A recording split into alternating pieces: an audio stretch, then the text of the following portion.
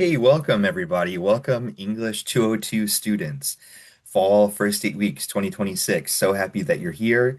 I hope you've had a chance to watch my welcome video.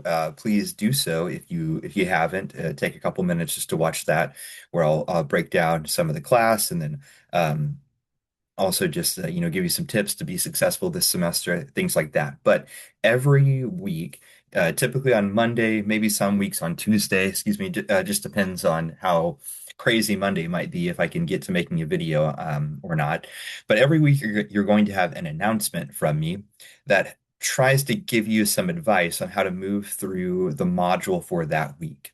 And so if this is your first time taking an online class with Ivy Online, the course is broken down into modules, right? And there are 8 modules that represent effectively 1 week's worth of work in each module.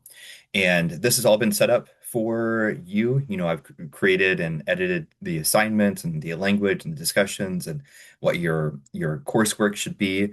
And then I create these little short videos to walk through that a little bit more specifically, all with the goal of trying to keep these as like 10 minutes or less.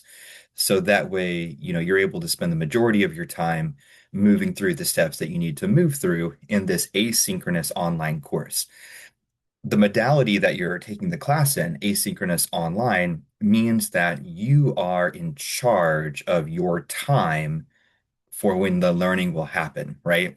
If you were taking this class in person on campus, well, you'd be coming every Monday, Wednesday, or every Tuesday, Thursday, or whatever. And that's when the learning would happen. That's where you'd be doing your reading, you'd be hearing a little bit of lecture pieces, you'd maybe be actively engaging in an assignment. In an online class, all of that is happening on your timeline through the week. So not through the course, but through the week. So you need to, starting today, really figure out, hey, when am I going to work on this class? And when am I going to start to do the learning in this class? Because with all things, the learning, I can't, as the professor, make you learn, right? I can give you the materials and try to shepherd, facilitate that learning, but the learning happens for you inside of your head based on the work that you do. And so by reading the things that I've set up for you, by thinking about them, by engaging with the activities we have in this class, you are going to learn more and more about creative writing and the elements of creative writing that help us to enjoy creative work that we run into in the world, and will help us even produce new creative work, which could, enrich our world as well, and will be enriching for us no matter what. So let's go ahead and look through module one really quickly. There we go. So we have in module one, and these, when you log in, you're going to go to modules and you go to module one. Every module starts off with the general overview, the goals of the particular module's work. It's like, hey, this is what you're going to be working on. And this week, we're all about poetry. We're diving into poetry and we're thinking about what makes poetry work, and what are the elements of poetry. So, as a time estimate, here it breaks down that you have about 5 hours and 15 minutes of time that you should dedicate to the class this week. Now, my general advice, and these are all estimates, of course, my general advice is to carve 6 hours of time each week for our course, because that's how much you would be, that's how long you would be in class if you had to come every Monday, Wednesday, or whatever, right? So find those 6 hours in your week and try to break them up. Don't do 6 hours all in one day. I think that would be bad. Um, uh-oh, I'm recording, but my screen. Oh, okay. I had a weird thing happen where all my screen just went away and it came back. I think we're still recording, so I'm going to share again. All right. We're going to roll with it. Maybe that'll happen again. Maybe it won't.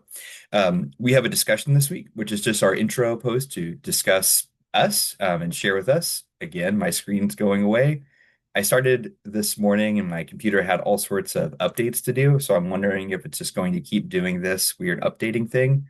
Um, we'll see. I'm going to keep rolling with it. Take three. So we've got introductions. I'm going to move through introductory material. And in the introduction itself, there's this discussion of us thinking about what we perceive poetry to be or not to be. and we'll do some writing there. So early thanks to Talia and to Kayla for getting us started this week. So we've got some models for us to think about here. This looks really strong here, both of you.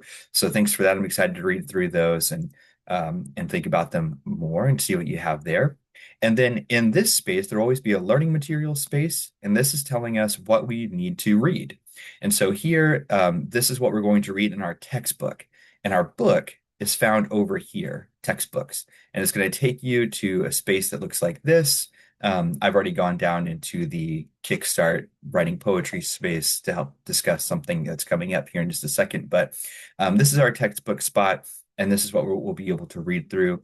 I encourage you to, have something like a Google Docs open where you can take some notes. There are some internal note-taking tools within this space. See, I like highlighted this by clicking and dragging, and then it's giving me some options here that will save for me if I wanted to highlight stuff. But I find that if I take some notes in a separate document, like if I read something and I like what's there, or there's something important, I think I'll go ahead and type that up in like a Google Doc. And I strongly encourage you to use Google Docs. I'll actually require it in some spaces because it keeps an edit history, a version history of your writing, which I think is really, really valuable in a creative writing context. Um, so that's some of our reading. We've got a little bit of watching here for getting into meter and rhythm in poetry, which this is still really important. But when it comes to more free verse poetry that we mostly read today and contemporary American poetry, it's not formal. They're not using formal meters. They're not using formal rhythms. They're creating their own. But the idea of meter in poetry and thinking of where stress is happening within the line and within the individual words to create different types of lines for different types of poems is important for us to at least have a cursory understanding of, and we'll get a little bit of that here in this video and also within our textbook this week. There's a short quiz. You have a couple of attempts to take it, and you want to try to get all of these answers right. So I would encourage you to do the reading first, go in and take the quiz, see which ones you get right, which ones you get wrong, go back to the reading to figure out the ones that you've gotten wrong, take it again, and keep pushing forward. Think of these quizzes as reading comprehension checks. This is me saying, hey, you should hopefully be able to answer all of these based on the work you've put in reading and going through our learning materials this week. You can almost think of these as things I would be saying to you in class, like, hey, what is X, Y, and Z? And you responding in class or having the response in your head, even if you weren't called on. And lastly, and apologies, I'm trying to go a little faster now just because of the weird screen issues that kept happening.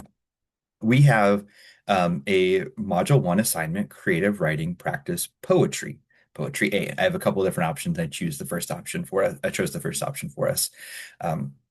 So you'll do, the reading that you have from the learning materials, and then you're going to work on creating a free verse lyric poem, which just means it's going to be a poem that won't necessarily have any formal number of lines or number of stresses per line or a required type of repetition. It's a free verse, meaning it's something that you get to decide how it's organized, how it's shaped, but it's a poem. And so therefore it should ideally be lineated. There should be lines. Yes, prose poems do exist. So you could argue and build a short prose poem here too. We're saying here it's a lyric poem, meaning it's just something that's going to be a little more conscious of the sound of the poem itself. Generally, poetry is often broken down into more narrative verse, poetry that's telling stories, and isn't as focused on the sound. And there's more lyric poetry, which is a little bit more focused on the sound and is less interested or less uh, kind of devoted to telling a clearer story and narrative. So lyric poem tends to, in my experience of reading poetry throughout my life, has tended to be more abstract, a little more focused on images that we don't always completely understand. It's us trying to figure out what that might mean and giving our best guess at it, versus narrative poetry, which usually tells more of a story, but it's broken down into verse, into lines. And you'll see some examples of this as you read different poems this week, and you can kind of think, oh, is that more of a lyric poem? Something focused a little bit more on image, on sound, not necessarily on sense, as in making sense always. Or is that more of a narrative poem, where it's a little more focused on making sense, a little more focused on telling a story, but still, of course, conscious of how it sounds because it's a poem? So think about that this week as you read. And then you have some kickstarts to think about to help you move forward. And these are all numbered. And these are just ways to help you get into actually writing a little bit this week, because just beginning is often the hardest thing I find in my experience. So these kickstarts help you and give you some suggestions here about what options you might take that might maybe be a little easier to get started, but choose any of them. It's completely fine. And it says here, these activities should result in a poem that is concrete, not abstract, and reflects you, words that interest you, and an object that is meaningful to you, or a place where you can write. Your practice will not be perfect, but it will be a poem that only you could write. Now, it says here the poem is going to be concrete and not abstract. That doesn't mean you can't have abstractions, right? Love is abstract. Fear is abstract, right? The things that we can't physically touch are abstract. Concrete are things that we can physically touch, that we can physically engage with. And often poetry works to combine the abstract to make it complete, to make it concrete and a complete image, right? So even whenever it's cliche, right? Love is a red rose, right? It's taking an abstraction, love, and it's comparing it to a rose, which is concrete, to make it something that we maybe understand a little bit more, or can work to try to understand, right?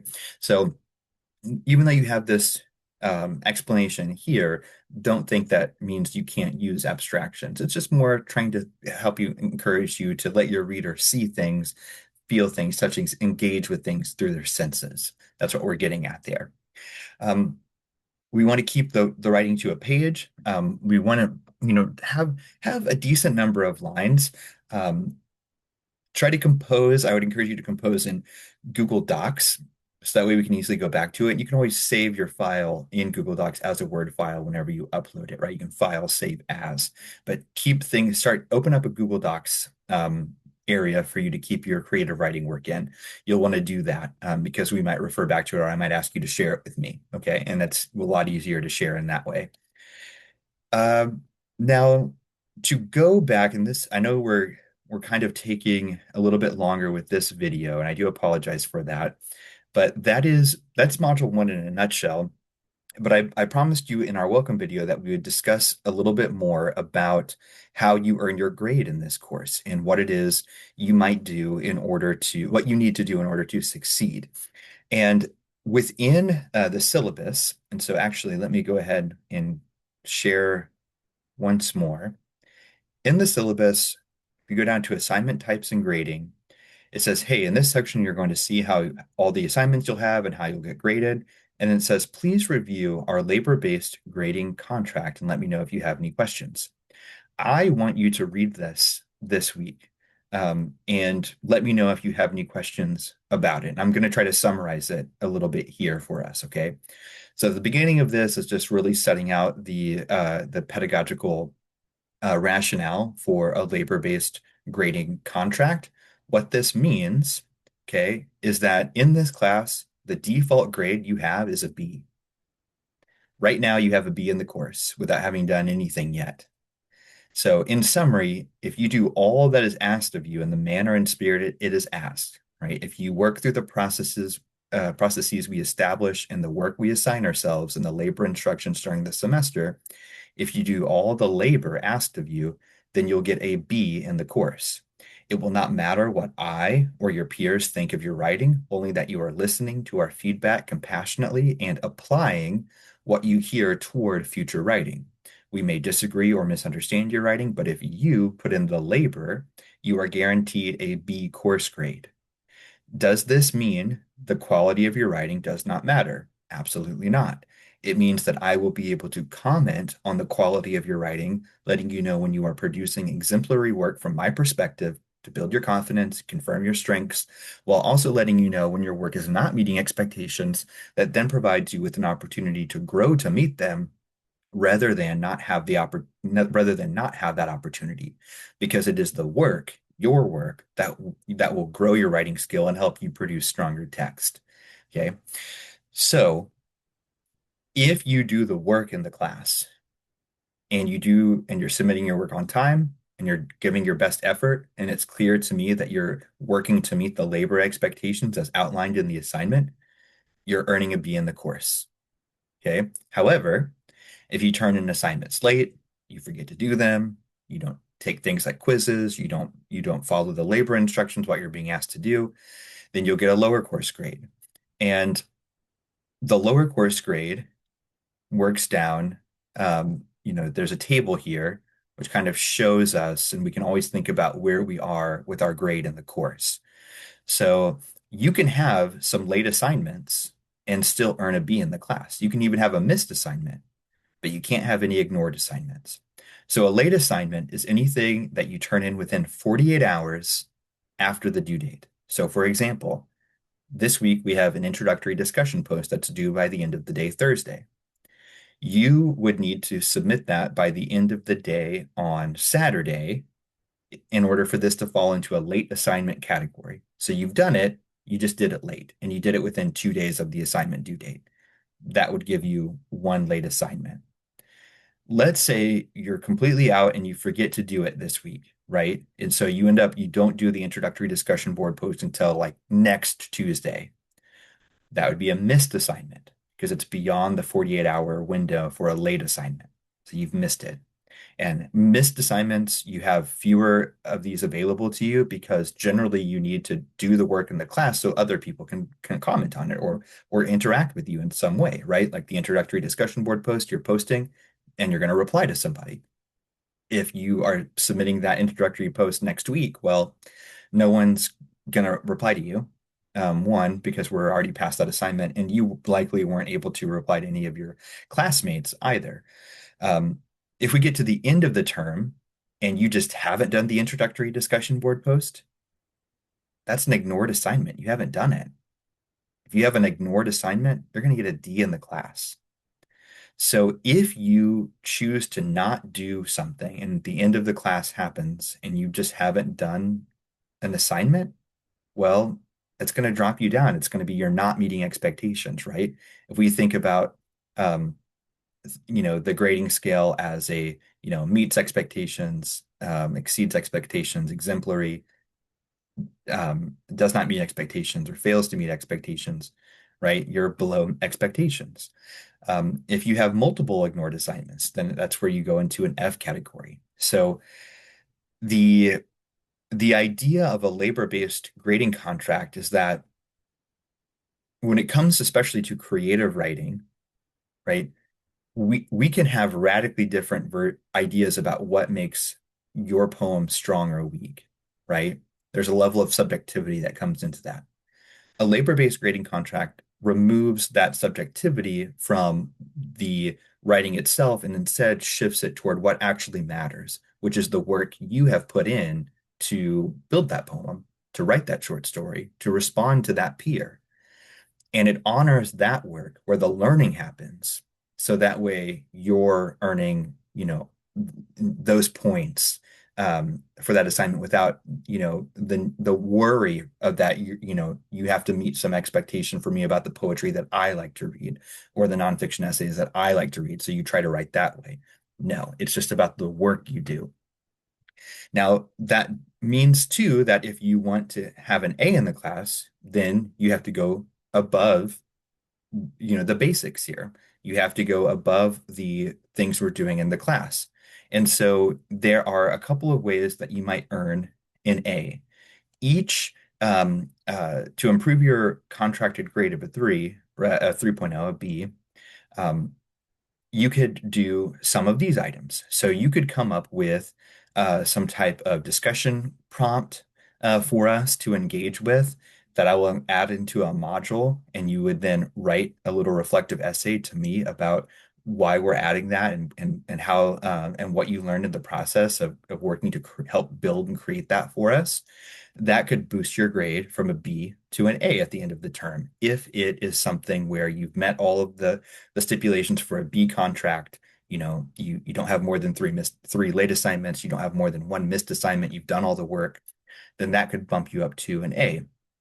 Um, or maybe there's some other benefit that you can do for the class, right? Maybe you want to break down and discuss a poem and, using a lot of our textbooks vocabulary to break down and discuss the poem, and you want to record that or build like a slideshow, PowerPoint doing that, helping, some poetry explication, some short story explication, meaning just like breaking down and highlighting the creative writing moves that you're seeing that are described in our textbook and you're applying them to some other work. Maybe there's a cultural event you go to and you want to report out on that that's related to creative writing. Uh, Connect with me, right? Even though we're an asynchronous online course, but we're together in here and we are a community of learners within this space, all helping each other grow and work to do the labor of the class. And I'm here to help facilitate that. So when you have these ideas or questions or thoughts like about other additional labor you might want to do in order to get that A in the class, reach out to me. Let's discuss it. Let's try to work it in. And we're an 8-week class, so you want to reach out to me sooner rather than later, right? So that's how we want to approach this, so that way you can make sure that you're getting the grade that you want to earn, that you feel like, yep, this is the grade that I actually want to try to go for. Now, let's say a life event happens and we get down here and like, oh shoot, right? You've got more late assignments and you've got two missed assignments, things that you submitted like 3 or 4 or 5 days late. And that happened a couple of times. And now you've got a C in the class because of that, because of those missed assignments. You've just submitted too many things too late. Well, the same additional labor work to move back up the ladder applies here. Maybe, you have that scene, you're like, I really want to earn a B in this class. So you engage with something that you find here. You work with me and you do some additional labor to help pull your grade up, right? Because it's the work. It is the work in the class and it's the meeting of expectations of the labor that is most valued in the course versus the subjective interpretation that I might have of your story or something like that. I'm honoring and we're all honoring the work that has to happen in order to do this material while praising the really strong work that I know you are going to produce if you engage with this class. And I'm so excited to read it and comment on it and let you know that you're really meeting expectations and you've written some exemplary things and I can see you applying what you've learned. Now, I'm sure you might have questions as you read through there. And so just take the time to do that. Read through the grading contract and let me know what questions you have after you look through it. In summary, it's fairly simple. You have a B. If you do everything in the class, and even if you have a couple of missed assignments, or you have a couple of late assignments, you have a missed assignment, something was really late, you're going to earn a B if you do all the work in the class. If you want to earn an A, you want to get a little higher, well, you just need to do something a little bit extra in the class to actually earn that A, to earn that exemplary mark. Okay. And then you want to work with me to determine what that is and where we're going to fit it into the semester. Generally, as students tend to do this in like weeks 4, 5, 6, 7, and 8, so toward the back half of the semester.